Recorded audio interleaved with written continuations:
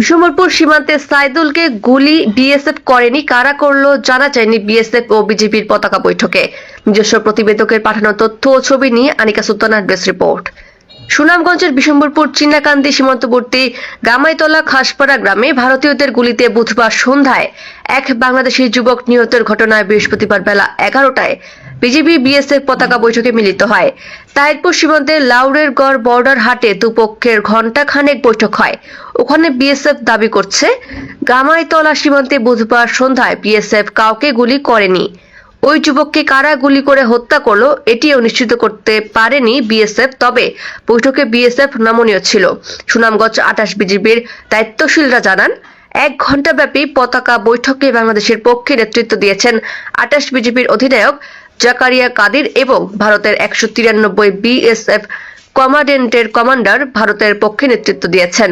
জানা যায়, বিজিবির পক্ষ থেকে বাংলাদেশি যুবককে গুলি করে হত্যার ব্যাখ্যা চাওয়া হলে বিএসএফ জানিয়েছে করাইগড়া ক্যাম্পের কোনো সদস্য গুলি করেননি। তাহলে কারা এই ঘটনা ঘটিয়েছে বিজিবির পক্ষ থেকে জানতে চাইলে তাদের পক্ষ থেকে জানানো হয়েছে ভারতের পুলিশ ও বিএসএফ এর পক্ষ থেকে বিষয়টি তদন্ত করে দেখা হচ্ছে। সুনামগঞ্জ 28 বিজিবির অধিনায়ক জাকারিয়া কাদের জানালেন, বৈঠকে বিএসএফ কে নমনীয় দেখা গেছে।